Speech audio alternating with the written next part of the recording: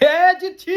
আমরা কিন্তু রাজা বাদশাহ দল, আমরা আবার জিতে গেলাম, জিতেই গেলাম, মনটা খারাপ করেন না, জিতা ছাড়া আমাকে কোনো অপশন নাই, জিতেই গেলাম, আবারও জিতে গেলাম। মেসি যে একটা খেলা দিল, আমরা সাধারণ কোনো দল না, মানে এক দল গড়েতেই পারিত না, ব্রাজিল সাপোর্টার ফোন ওই ধরে না, এই দল ভাগছে ভাগছে, 3টা ম্যাচের 3টাই জিতলাম।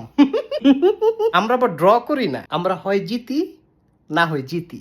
ওকে, আর্জেন্টিনা একটা বংশীয় দল, সাধারণ মানুষ আর্জেন্টিনা সাপোর্ট করে না তো, আর্জেন্টিনা সাপোর্ট করে রাজা বাদশারা, এর লাগে সব ডিমেজ জিতলাম। আর্জেন্টিনা একটা দল, ওই কি একটা দল সাপোর্ট করি, খালি জিতে ওই আর জিতে ওই, খালি গোল ওই দেয় আর গোল ওই দেয়। আর্জেন্টিনা ইকুয়াল টু বিশ্বকাপ, কি আম করে ডর লাগে নাকি? এন আরেকটা তারা বইবা, আরেকটা ব্রাজিল সাপোর্টারদের সাথে কথা বলবো না, আমি আবার আর্জেন্টিনা সাপোর্টার। এই ব্রাজিল সাপোর্ট না কইরা চ্যাম্পিয়ন সাপোর্ট করো, বুঝলাম না, খালি জিতি ওই, এর লেগে সব ম্যাচ জিতা লাগবো। কি একটা খেলা দিছে তুমি দেখছো? হলুদ গেঞ্জিটা খুলো খুলো, জিতছি সবার লোক দি, খালি জিতি, রাস্তাঘাটে নবাবের মতো আটমো। এই ব্রাজিলে আমগোর লোকে কথা কয়, এই হলুদ গেঞ্জি সাইডে সাইডে সাইড, খালি দি জিতি ওই, আমগোর লোকে পারতাম না।